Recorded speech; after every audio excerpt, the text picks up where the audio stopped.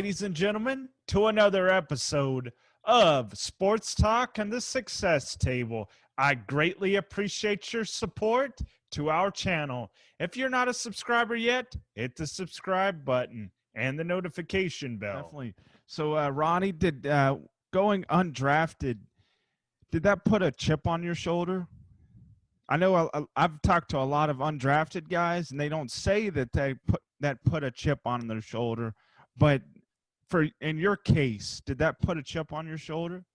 I mean, I would say it's always in the back of your mind, right? I mean, it's you think you do all these great things in college, and you're great in college, and then you go undrafted. It does put a little chip on your shoulder. It's always in the back of your mind about you have to prove yourself each and every day. But I think as far as I go, I took that as a challenge, right? So I took that every day as I got to do something every day to show these guys I belong. So I took it as a challenge because I knew I belonged in my mind. But, you just got to go. I mean, Tom Brady's a prime example, drafted in the 6th round. I mean, so I think he carries a small chip about these guys. Never thought I would be a 7-time Super Bowl. He's probably going to try to win 8, 9, or 10 if he can. For sure, man. And I think he carries a small chip too. So I think even if some guys say they don't, I think the way they work, it's instilled in them, even if they don't admit it. Like you're trying to prove something to somebody that you belong at all costs and all times. Yeah, I think with that process of going undrafted, I think it kind of incorporates a naysayer. It just brings that out. People saying that you can't make something out of a situation. But and I think for me too, I think growing up, my brother got more of the accolades. He played offense, so he was a wide out. He scored touchdowns. He did this. He did that. And for me, I didn't get as many accolades because I played defense. Defense isn't very sexy. It's not. Nobody really likes it. Everybody wants to see points scored and flashy.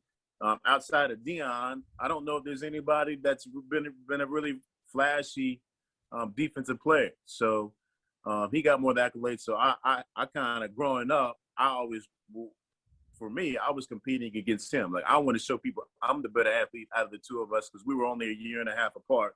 And so I think that always stuck with me throughout the years. Like he's the guy that's supposed to make it. He's the guy that's gonna be this and that, da da da da. So for me, I kind of took it as a challenge. Like I'm gonna show everybody that I am as good as my brother, even if I don't get all the accolades and the write-ups in the newspapers. And so I carried that along too, even in college. So it's and we were here at the same time. Definitely. So Ronnie, with your 6 years in the NFL, with San Francisco to Atlanta, what could you pull up in your memory bank that your favorite memory, man, of the NFL? That process, the team bonding, the plays that you made, or some wisdom brought to you by teammates. So one of the greatest memories I have is the late great Bill Walsh. I was going to start my first game as a rookie, and I was nervous to say the least. Undrafted, going to start a game in the NFL, and Bill Walsh before the game. This is before the game, probably 45 minutes before kickoff. He comes and he grabs me, and I'm standing in front of Jerry Rice, Brian Young, Dana Stubblefield, and Merton Hanks. And he's like, hey, look, we need you to be Tim McDonald, Merton Hanks. I need you to be all these great people all in one today because we need you to play great. Not knowing he just put extra pressure on top of a guy who was already nervous. And so that's one of the great memories I have of Bill Walsh and being there in the tunnel before the game and him telling me I got to do this and do that. And I'm like, man, look, I'm just trying not to screw it up. I ain't trying to make a bunch of plays. I just don't want to screw anything up and cost us a game. So that was one of the great memories of being in San Fran. And then another great one was 3 picks in one game against the Cardinals at home. That was a great moment for me. That kind of let me know then, like, oh, dude, you can play at this level and do some and be great. So that was one of the great things. And then being in San Fran for those 5 years, I got to play 4 of those years with Zach Bronson, who I told you before, kind of took me under his wing, a fellow Texan. And so getting to play with him, learn from him, and we kind of learn from each other. And we pushed each other every day. And so that was great. And then going from there to Atlanta, Jim Moore brought me there. And then getting to hang around, which one of my good friends now, D'Angelo Hall, forming that bond. Just being around some great guys, man. It was definitely a blessing to be able to play 6 years as an undrafted guy. Most guys don't get to play that long drafted. So I definitely am very fortunate and blessed to play as long as I did and make those relationships and those bonds and learn. I think for anything, if I was telling my younger self, I would tell my younger self to always believe in yourself and never have the doubt.